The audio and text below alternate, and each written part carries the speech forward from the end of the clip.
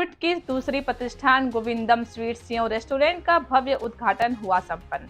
खबर है यूपी के वाराणसी की, जहां चौका घाट क्षेत्र में गोविंद स्वीट्स के दूसरे प्रतिष्ठान गोविंद स्वीट्स एंड रेस्टोरेंट का भव्य शुभारंभ गुरु महाराज परमहंस स्वामी अड़गड़ानंद महाराज जी के शिष्य नारद महाराज जी के कर कमलों द्वारा संपन्न हुआ।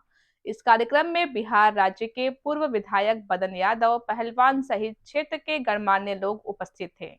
वहीं पत्रकारों से बात करते हुए अधिष्ठान के अधिष्ठाता अशोक यादव ने बताया कि हमारे इस प्रतिष्ठान में शुद्ध देसी घी से निर्मित पारंपरिक व आधुनिक मिठाइयों का विशाल संग्रह उपलब्ध है। साथ ही काशी की जनता से निवेदन करते हुए कहा कि एक बार सेवा का मौका अवश्य दें। इस उद्घाटन समारोह में मुख्य रूप से अशोक यादव, संजय यादव, आशुतोष यादव, भीष्म नारायण यादव आदि लोग उपस्थित थे। देखिए वाराणसी से रविंद्र गुप्ता की रिपोर्ट।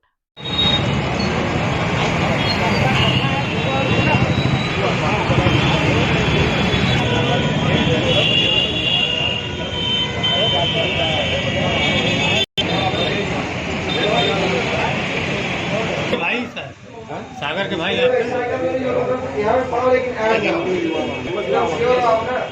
अरे को हमारे के चूदे भी हो ना जो रसमलाई कौन किसी बचिए वाले अरे हम जाएंगे हम तो भाई के पीछे तो चाहिए सब पूछा ना यहाँ पे भाई सेलर नहीं चाहिए कि मतलब ये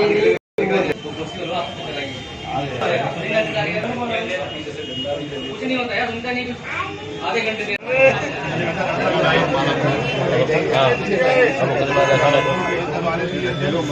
पीछे पास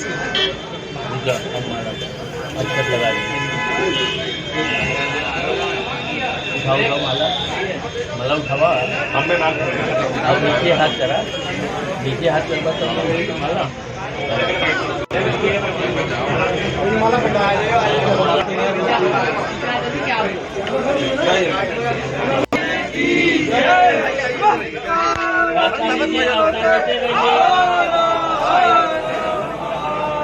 देते रहिए।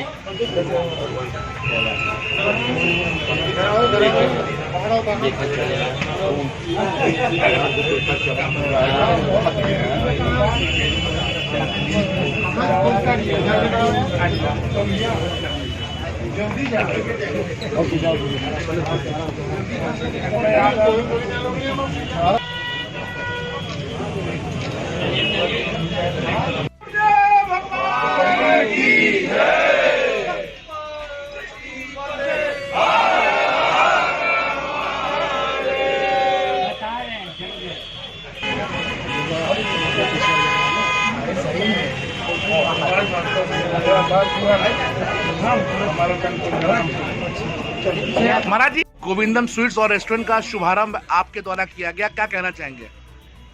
गोविंद स्वीट हाउस का यहाँ पर शुभारंभ द्वितीय प्रतिष्ठान का, इससे लोगों को मिठास मिलेगा। यहाँ से जो मनुष्य को जीवन यापन करने के लिए, शरीर निर्वाह के लिए यहाँ से मिठास मिलेगा, किंतु जन्म मरण के बंधन से मुक्त होने के लिए हमें मिठास चाहिए। सद्गुरु के ऐसे संतों का दर्शन, शरण, सानिध्य, उनके द्वारा हमें कवन घर चटियो रे भाई तोरा आवागमन मिट जाई।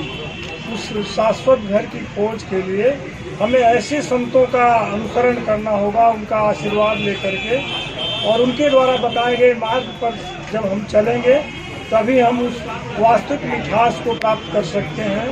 इसलिए बड़े भाग्य मानुष तन पावा, सुर दुर्लभ सद ग्रंथ निगावा। बड़े भाग्य से हम मानव तन मिला है, देव दुर्लभ है किंतु है नश्वर, और उसकी हम मानव जीवन की सार्थकता इसी में है कि हम हरनिश ईश्वर चिंतन करते रहें, सन्मार्ग पर चलें, तभी हम जीवन में सही मिठास प्राप्त कर सकते हैं।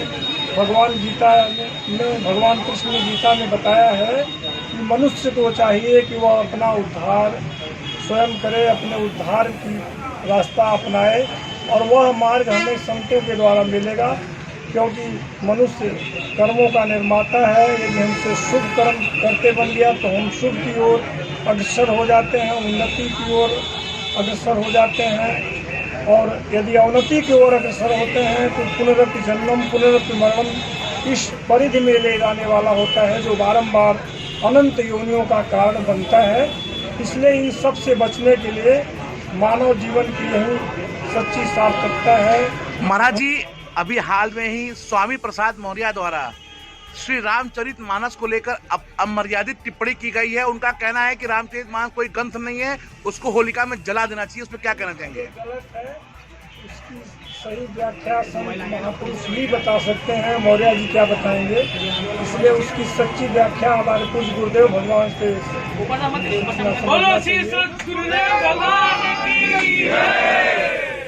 रामचरितमानस ये साधन ग्रंथ है। हम जब गहराई से उसे अध्ययन करेंगे तभी हम जितना उसका वास्तविक अर्थ है, शूद्र अल्पज्ञ से है। शूद्र जिस दिन से भजन में हम प्रवृत्त होते हैं, कर्म पथ पर चलना आरंभ करते हैं, पुष्ट हैं। और जहाँ विधि पकड़ में आ गई तो वैसे साधना जहाँ आगे हमारा और आगे बढ़ा, सौर के स्वामी भाव, पीछे न हटने का स्वभाव, प्रकृति के संघर्ष से झेलने की क्षमता इत्यादि योग्यताएं आ जाने पर वही साधक क्षत्रिय श्रेणी का कर्ता हो जाता है। और जहाँ साधना हमारा और आगे बढ़ा तो समदम नियम अनुभवी उपलब्धि इष्ट के निर्देशन में चलने की क्षमता इत्यादि योग्यताएं आ जाने पर वही साधक ब्राह्मण श्रेणी का करता है। इस तरह से महापुरुषों ने इस साधन पथ को 4 भागों में बांटा है, न कि बाहरी जात पात। ये तो अपना लोग कोई स्वार्थ बस कुछ न कुछ बोलते रहते हैं, किंतु हमारे शास्त्रों में ऐसा कोई भेदभाव नहीं है। भगवान कृष्ण का कथन है कि मनुष्य एक ममैवांतो जीवलोके जीव भूत सनातन, यह मनुष्य हमारा विशुद्ध सनातन अंश है। जब यह भावना सबके अंदर आ जाएगी तो सब में जो वैमनस्य, ईर्ष्या, देश, तमाम तरह तरह की भ्रांतियाँ हैं वह स्वतः समाप्त हो जाएंगी। हमारे पूज्य गुरुदेव भगवान का कथन है कि गीता के उपदेश को यदि जनमानस तक पहुंचा दिया जाए, महल से लेकर झोपड़ी से लेकर महलों तक, तो सब में एक भाव आ जाएगा। और जो आपस में लोग नीच, छुआछूत, जात पात का भेदभाव रखते हैं, यह स्वतः समाप्त हो जाएगा। हमारे शास्त्र में एक जाति पाति का कोई भेद नहीं है। मनुष्य दो ही भूत, मनुष्य केवल 2 और आशु, जो हम दैवी संपत्ति हैं, देवता हैं, और हम उस मार्ग को छोड़ अनीति के मार्ग पर चल रहे हैं तो वह असुर है।